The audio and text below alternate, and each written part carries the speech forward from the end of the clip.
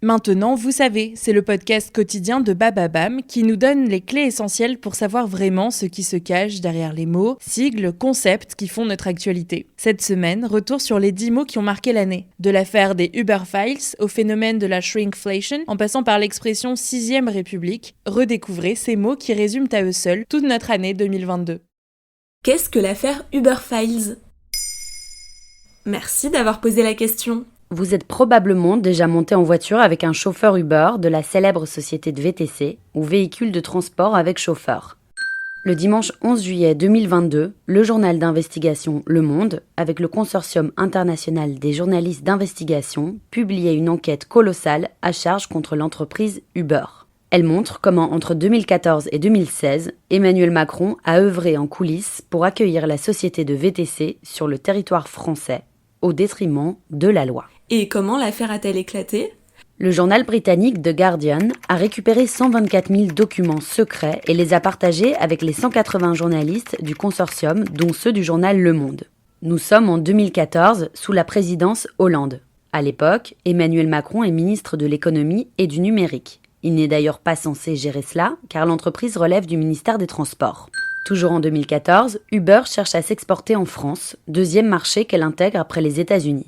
Mais l'entreprise fait l'objet de nombreuses enquêtes sur le plan pénal et fiscal. Elle est visée par l'URSSAF, convaincue qu'Uber ne paye pas ses cotisations sociales. De plus, l'offre d'Uber permettait à n'importe qui de s'improviser chauffeur. Une concurrence déloyale pour les taxis professionnels soumis à de nombreuses législations. Ils manifesteront leur colère à plusieurs reprises dans des opérations de blocage, mais l'entreprise continue de s'installer ici en toute illégalité. Et quel est le rôle d'Emmanuel Macron selon les journalistes ? En catimini, il aurait joué un rôle qui s'apparente à celui d'un lobbyiste pour le compte d'Uber. Par exemple, il reçoit les grands patrons de l'entreprise pour des rendez-vous qui ne figureront jamais à son agenda, à l'issue desquels les journalistes d'investigation découvrent des SMS échangés entre lobbyistes et cadres d'Uber, comme celui-ci. En un mot, spectaculaire. Beaucoup de boulot à venir, mais on va bientôt danser. Clin d'œil.